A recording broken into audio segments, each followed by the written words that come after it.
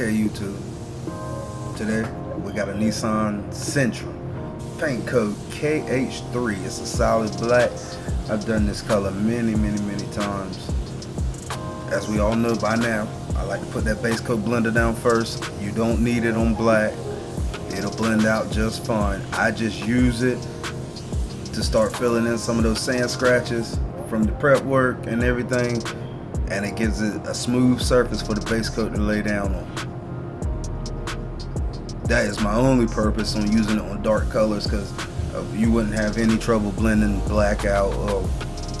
Now I get a lot of questions about this base coat blender. It's literally just clear base coat. I'm pretty sure other brands make something similar. You just spray it down before you do any blends. You can put it on just your blend panels, or I actually like to put it on all my panels to give it all the same substrate for the base coat. And as I said before, you can mix up some clear coat, over reduce it about 50% with reducer, and it'll make a base coat blender. I've done it many times. I'm gonna show a video of that one day. First coat of base, get that primer covered. I primed it in black, so really 1.5 coats is covered. I got a new bumper for this car and a new trunk lid, so that's why I put the base coat right there on the back of the quarter panel, because I know I'm gonna paint the bumper and I needed to match that quarter panel. Now for my new painters out there, I got a friend and he is very concerned about painting. He's painted a couple things and he still ain't know if he got it yet, and I just want to tell everybody, it's all about repetition, bro. It's like muscle memory. You kind of just know what to do with the gun and all that, so you're not going to be good at it until you practice enough. I know that sounds a little cliche, but in reality, like, it works. Like, the more you do it, the better you're going to get. And everybody running into problems. He's scared of runs and all that good stuff, but I still get runs. I do. I paint just about every day of the week, and I still find myself getting runs sometimes. Now, not often anymore, but usually when the weather changes or something, I'm getting runs. Not too many runs in the base coat, which if you do get a run in the base coat, you probably putting it on way too heavy, but you can just let it dry and sand that right out. You know, if you get a run in the clear coat, you know, you have to sand it out after it dries. And especially on black is hard to sand out those runs, but because you got to get it perfectly flat not to be able to see it, but it can be done. It can be done. Second coat of base. I think this is my second coat, or is this the third coat? I lost count. But another thing I want to know, watch how I'm staying below that body line. Now, I could have went above the body line, you know, and still blended it out, but I'm using that body line in the middle of that door and quarter panel to keep my base coat, letting the top of my fan on my base coat hit just on that body line, so that way a little bit of the paint will go above the body line, but it'll blend out just fine. I don't have to worry about it. You kind of use like different parts of the car as your advantage. Of course, every car ain't gonna have a body line there, but you know, since it was there, why not use it? You know, really, you know, I could have just fully based, you know, like that back door, the whole quarter panel, all that good stuff, but you know, you're really trying to save material as much as possible. You don't want to have to, you know, if you don't have to put base there, you don't really want to, just to save down on material costs. Another question I'm getting is about paint guns. I know new painters, you know, new guys to the body shop, you don't necessarily have the money to spend $700 to $1,000 on a paint gun, but I just want to express that the cheaper guns actually makes it harder to get nicer finishes. But you can get it done with cheaper guns. But with all that said, I'm using the DP1 clear gun C1 air cap 1.3 tip. First coat of clear. I started at the top here. I don't know. I kind of don't have a procedure to this, so I don't really want people to think there's only one way to do it. Sometimes I start at the top, sometimes at the bottom, and work my way up. Now the first coat of clear, you want a closed coat. You want it to be nice looking, but it might not be as wet and as nice as the second coat. Really, you wanted to get on to be the glue for the second coat, because the second coat is what everybody's going to see. But you don't want it to have too much texture, and then you'll be fighting with the texture on the second coat. Now, orange peel ain't the worst thing in the world, but you know, you ask somebody that hasn't painted before, they'll be like, oh, it got too much orange peel. Not knowing just about every car has orange peel, and if you want it perfectly flat, you're going to really have to wet sand and buff that thing and polish it and go through all that process. But in the collision shop, you're really not trying to get it too flat. You kind of want to match the orange peel from the existing paint. You also got to learn the products you're working with. All clear coat don't spray the same. Some are thinner, some are going to be high solids clears, which is thicker. Some you're going to add reducer to them, so they're going to spray differently.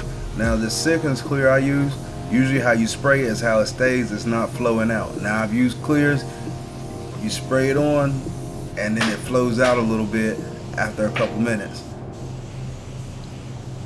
Now those clears that flow out, that's where you got to be careful, because if you get trying to spray it too wet to make it look flatter, then it flows out, and now you got sags everywhere and runs.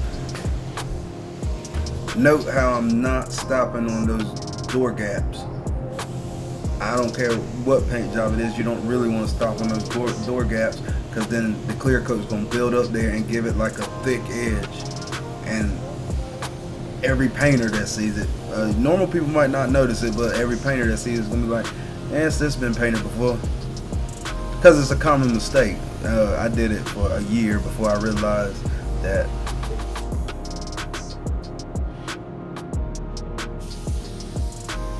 If you look at the tape, you can see how I blended it out, how I go farther on with the color at the bottom and kind of stay right near the door handle at the top of that blend. That way you can use the door handle to hide any blend that might be. It's just a good practice. On black, you really don't have to worry about it too much. I see on that tape that's at the top of that door, you can see where the black just stops at the beginning of that door.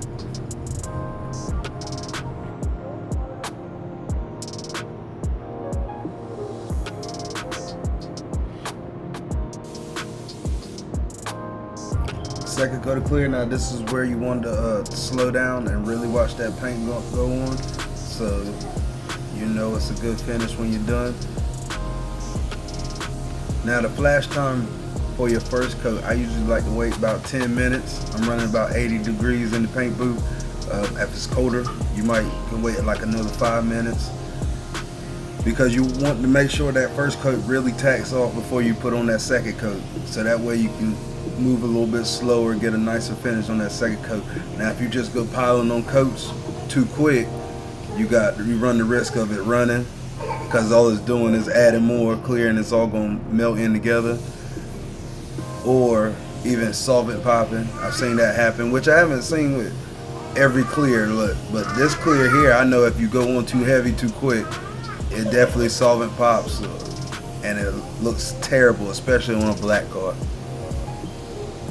If you don't know what solvent popping is, that's just when you put that first coat down, and as the clear coat dries, it releases gases. And when it solvent pops, the only thing it means is that the top is drying faster than the bottom. And the top dries over and the bottom's trying to release gases, so it makes all these little small pinholes throughout the clear coat to try to release all the gas coming out. That's why you want to make sure you wait your flash times and all that between everything, because base coat releases gases too as it's drying, and you don't want to put it on too wet. That's just reducer in the can, a little clear coat blend there. I could have went all the way on the rocker, but I didn't want to tape all that, so I was like, it's at the bottom, it'll be fine, no big deal.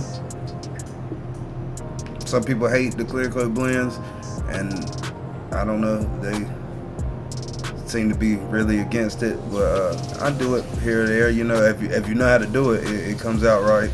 If you don't know how to do it, I can understand why you probably don't like doing it.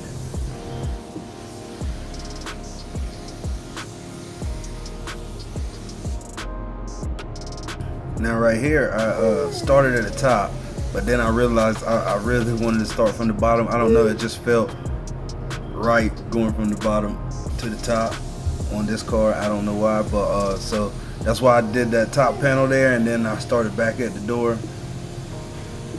You really don't want to do that. You want to keep the wet edge. So if I started at the top, I should have just kept going from the top of the quarter panel down. Then when spraying doors, be mindful of the cutout for the door handles.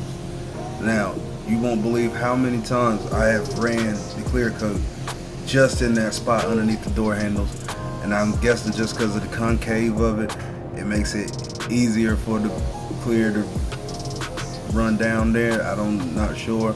Maybe because it ain't flat like the rest of the panel, the air hits it a different way and pushes the clear coat down. I'm not sure, but just be mindful when you're doing those door handles, because that's usually where it's gonna run at. Like I said earlier, I had a new bumper for this car, a new trunk lid. I just couldn't get it all in the booth at the same time comfortably. I probably could get it in here, but it'd be such a tight fit. I've been bumping into stuff, and I wanted this to come out pretty clean, so I didn't want to have to worry about the bumper and everything. But that's it for this one, man. That clear coat is not that scary. You know, it just takes a little practice. Thank you guys for watching. Like, share, subscribe. If you need to ask a question or anything, leave it in the comments. I try to reply back to everybody. Thank you.